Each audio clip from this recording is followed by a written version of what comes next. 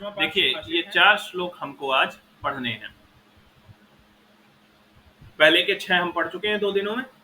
इन 4 में देखिए 7वां श्लोक है सेवितव्यो महावृक्ष फलच्छाया समन्वितः यदि दैवात् फलम नास्ति छाया केन निवार्यते।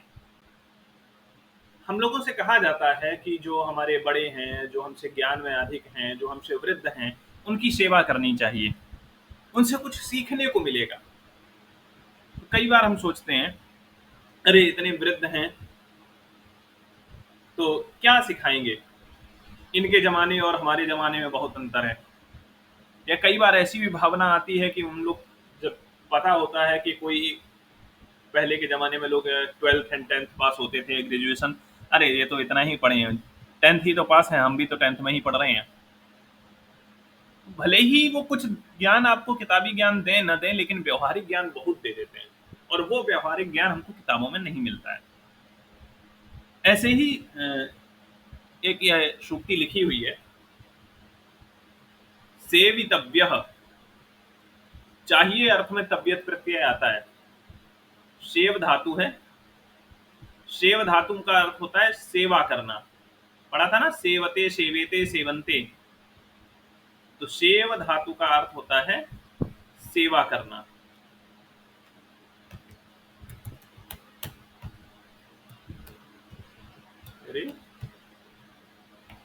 सेव धातु है, सेव का अर्थ है सेवा करना, और इसमें प्रत्यय लगा तबियत। तो तबियत प्रत्यय जब भी लग जाता है तो अर्थ हो जाता है चाहिए। तो सेव सेवा करना, तबियत चाहिए, सेवा करनी चाहिए, ये क्रिया हो गई। किसकी सेवा करनी चाहिए? तो कहा महावृक्ष, महान वृक्ष की सेवा करनी चाहिए। एक वृक्ष का उदाहरण दिया, जब भी सूक्ति वगैरह होती हैं तो ऐसे ही उदाहरण दिए जाते हैं, एक इशारा कर दिया जाता है, अब आप समझते रहिए, जहां जहां उसको लागू करना है लागू करते रहिए। महावृक्ष सेवितव्य, महावृक्ष की सेवा करनी चाहिए। अब महावृक्ष का विशेषण दे दिया, फल छाया समन्वित। समन्वित मतलब युक्त, फल और छाया से समन्वित, फल और छाया से युक्त महावृक्ष की सेवा करनी चाहिए, विशाल वृक्ष की सेवा करनी चाहिए। भाई क्यों फल और छाया इन दोनों से युक्त महावृक्ष की सेवा क्यों करनी चाहिए? इसका उत्तर दूसरी लाइन में कहा कि यदि दैवात फलम नास्ति, यदि दैवात, दैवात मतलब भाग्यवशात, पंचमी विभक्ति है, भाग्य से।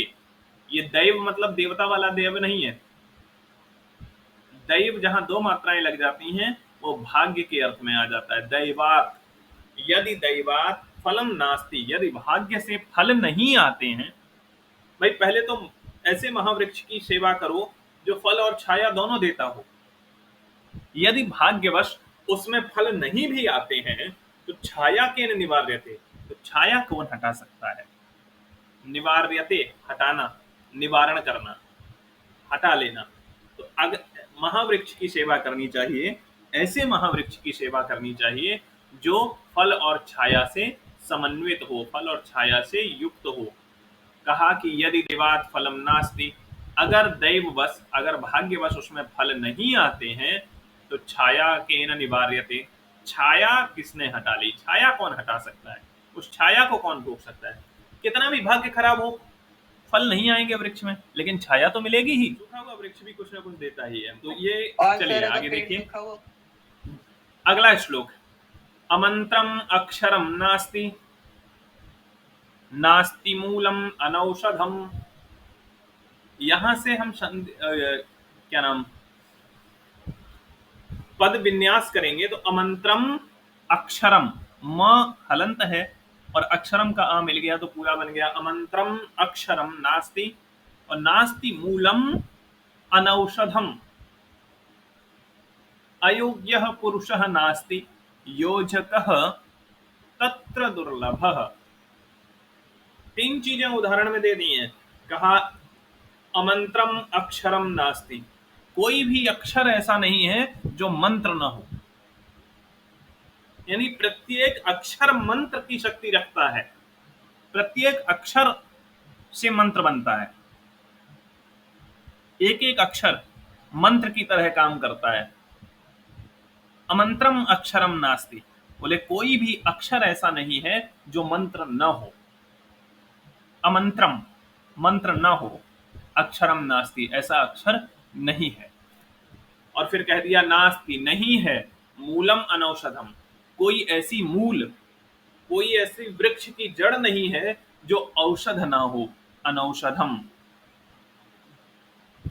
अमंत्रम अक्षरम नास्ति, कोई ऐसा अक्षर नहीं है जो अमंत्र हो, और कोई ऐसी मूल नहीं है जो अनौषध हो, जिसमें औषधीय गुण न हो।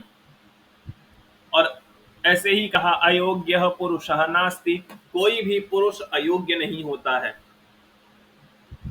जैसे कोई भी अक्षर अमंत्र नहीं होता है, कोई भी मूल अनौषध नहीं होता है, ऐसे ही कोई भी पुरुष अयोग्य नहीं होता है।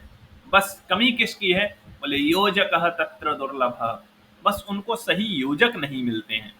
जो योजक है, सही वस्तु का सही तरह उपयोग करने वाला व्यक्ति दुर्लभ है।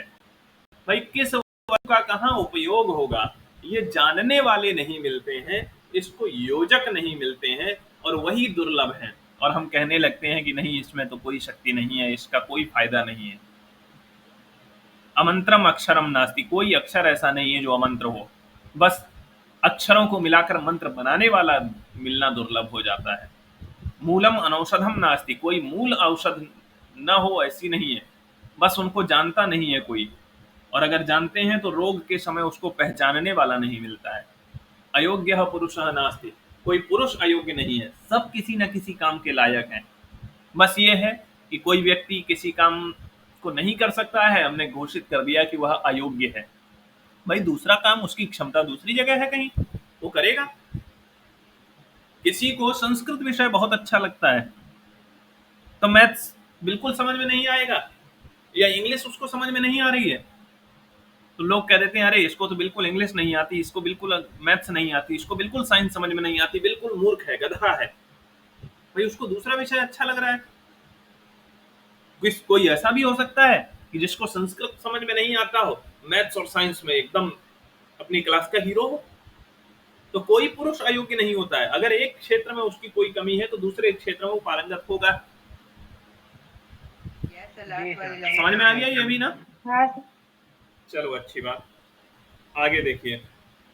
तीसरा कहा संपत्तौ च विपत्तौ च महतामेक रूपता, उदये शविता रक्तो रक्तश्चास्तमये तथा, रक्तश्चास्तमये तथा। ऊपर वाली लाइन में सिद्धांत कहा है और नीचे वाली लाइन में एक उदाहरण दे दिया है। भाई हम अगर कोई बात रखते हैं तो उसको प्रमाणित करने के लिए एक उदाहरण जरूर देते हैं। तो वही यहाँ सूक्तियों में भी कई जगह ऐसा देखने को मिलता है कि एक में अगर सिद्धांत कथन किया है तो दूसरे में उसका कारण भी दिया है, वो उदाहरण दिया है। तो देखिए, महताम, महान जनानाम, सज्जनानाम एक रूपता भवति, एक रूपता होती है। एक रूपता यानी वो एक जैसे ही रहते हैं। जो महान लोग हैं उनकी एक रूपता रहती है। कब? बोले संपत्तौ, जब संपत्ति हो उन पर तब, और विपत्ति में कहा विपत्तौ च, विपत्ति में भी पढ़ने पर। संपत्ति हो या विपत्ति हो, जो महान लोग हैं वो एक रूप रहते हैं। संपत्ति मिलने पर बहुत खुश भी नहीं होते हैं और विपत्ति आने पर दुखी भी नहीं होते हैं। जैसे संपत्ति में थे वैसे ही विपत्ति में है, और जो भाव विपत्ति में है वही भाव संपत्ति आने पर भी है, कोई अंतर नहीं। संपत्तौ च विपत्तौ च महताम एक रूपता।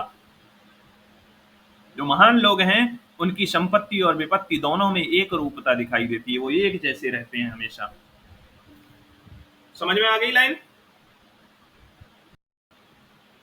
बोलिए। संपत्तौ च विपत्तौ च महताम एक रूपता, ये लाइन समझ में आई? जी सर। आगे देखिए, उदाहरण दे दिया, कहा उदये शविता रक्तो। शविता मतलब पर्यायवाची है, पूछा जा सकता है, लिख लीजिए। सविता मतलब सूर्य, ठीक है। सविता उदये रक्तः भवति, जो सूर्य है उदय के समय कैसा होता है? लाल। और अस्त जब होता है तब? तो भी लाल रहता है। तब भी लाल होता है। कहा सविता उदये रक्तः भवति, सूर्य उदय के समय लाल होता है। और कहा रक्तश्च, और लाल ही होता है अस्तमये, तथा अस्त के समय में। जब अस्त हो रहा होता है तब भी वह लाल ही होता है, जब उदय हो रहा होता है तब भी लाल होता है। उदय राइजिंग सन। तो जब हम कोई व्यक्ति अपनी उन्नति की ओर बढ़ रहा होता है तो हम उसको नए नए विशेषण देते हैं, राइजिंग स्टार, शाइनिंग स्टार, है ना। तो राइजिंग सन लाल होता है। और विपत्ति का मतलब ढलना, सूरज के ढलने को हम विपत्ति के रूप में लेते हैं, भाई अस्त हो गया। तो अस्त के समय में भी लाल है और उदय के समय में भी लाल है। ठीक वैसे ही जो सज्जन पुरुष होते हैं वो संपत्ति और विपत्ति दोनों में एक जैसे रहते हैं। एक और उदाहरण दूं मैं आपको। रामायण में आपने सुना है, देखा है, पढ़ा है कि राम के राज्याभिषेक की तैयारियां हो रही थी। कल सुबह राम को राजा बनाया जाना है।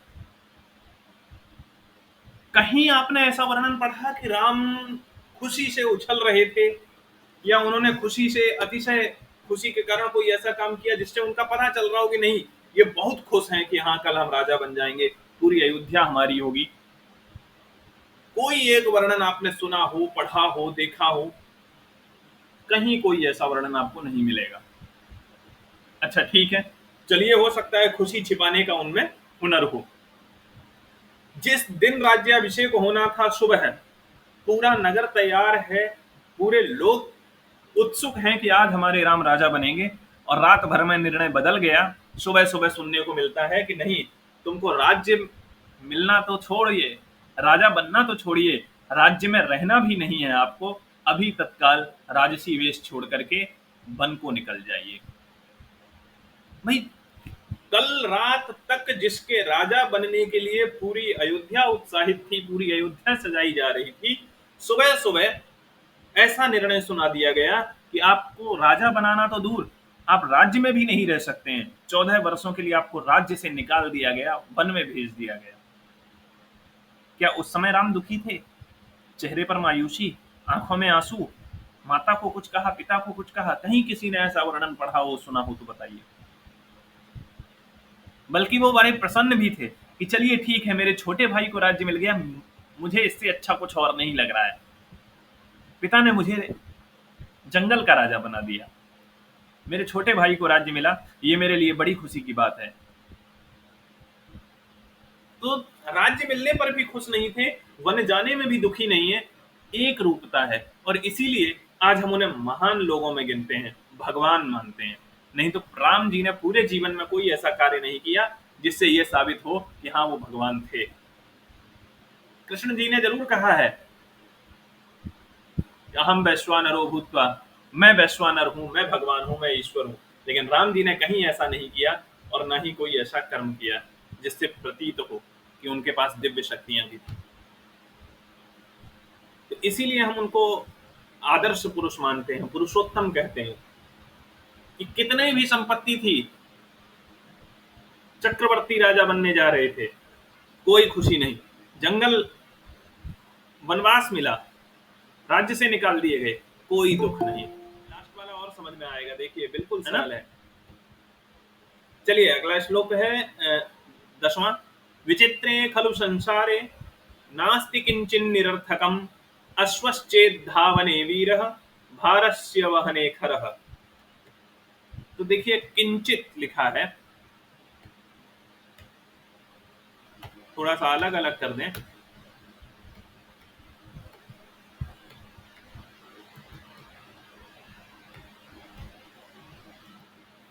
किंचित और निरर्थकम, ये संधि विच्छेद होगा। पढ़ा है संधि, वर्ण के वर्ग के पहले अक्षर को पांचवें में बदलना सीखा है आपने, तीसरे को नहीं। तो चलिए यहाँ पहला कर देते हैं। मूल रूप तो यही है, किंचित। तो किंचित निरर्थकम, तो पहले अक्षर को पांचवें में बदलना, ये आपका संधि में भी प्रश्न आ सकता है। तो विचित्रे खलु संसारे, अस्मिन संसारे, इस संसार में। और जो संसार कैसा है, संसार का एक विशेषण दे दिया। कैसा है संसार? बोले विचित्र। विचित्रे संसारे, इस विचित्र संसार में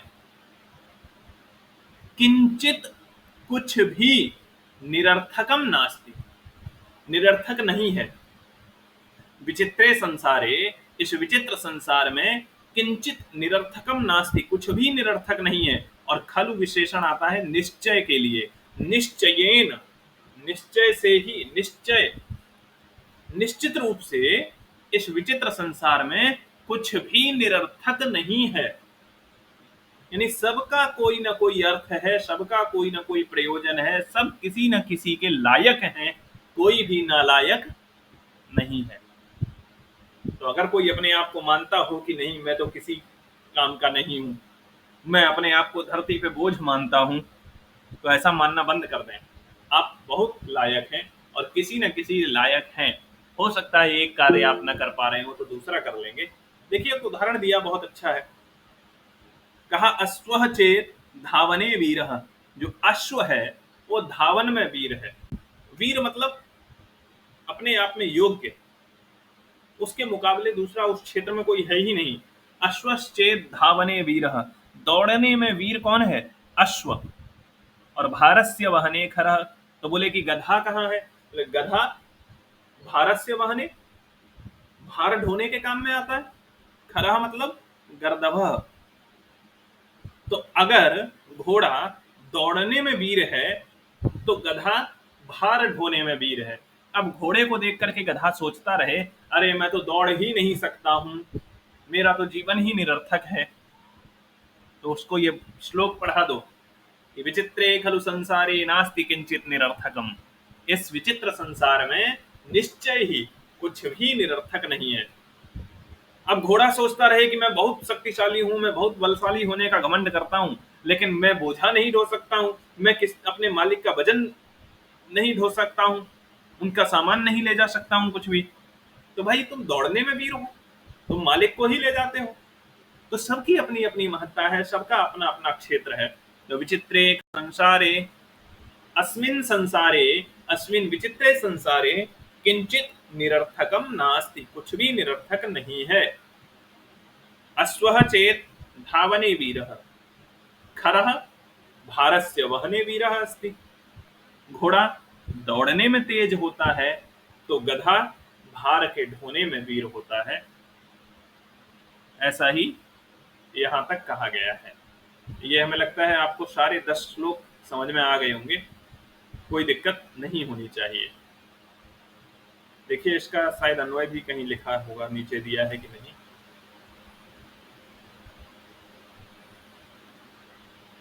हाँ ये लास्ट पेज में दिया है, ये अन्वय है। तो इनको देख करके आप चाहें तो जब क्योंकि आपसे जब भी श्लोक का पूछता है तो अन्वय भरने के लिए आपके पाठ्यक्रम में दिया हुआ है। अन्वय होगा और फिल इन द ब्लैंक्स करके 4 जगह यहाँ से खाली होंगी, हेल्प बॉक्स के माध्यम से आपको भरने होंगे। तो इनको चाहें तो आप श्लोक के साथ लिख सकते हैं। और भावार्थ भी आपको पूछ लेता है कई बार, और भावार्थ संस्कृत में ही होता है। भावार्थ भी मैं आपको उपलब्ध करवा दूंगा। श्लोकों का ये अन्वय है और भावार्थ। हिंदी अर्थ नहीं पूछता है, हिंदी अर्थ आपके समझने के लिए बताया जाता है। हाँ पर्यायवाची आ सकते हैं, जैसे मैंने अभी बताया था आपको, एक संधि का प्रश्न, संधियां पूछी जा सकती हैं, विलोम पूछे जा सकते हैं, कर्ता क्रिया का चयन पूछा जा सकता है। श्लोक का अन्वय तो आएगा ही आएगा और भावार्थ भी आता है, ये ध्यान रखिए। केवल परीक्षा की दृष्टि भर से मत पढ़िए, समझने के दृष्टिकोण से पढ़िए। और केवल समझना है ऐसा भी नहीं है, परीक्षा भी आपका लक्ष्य है।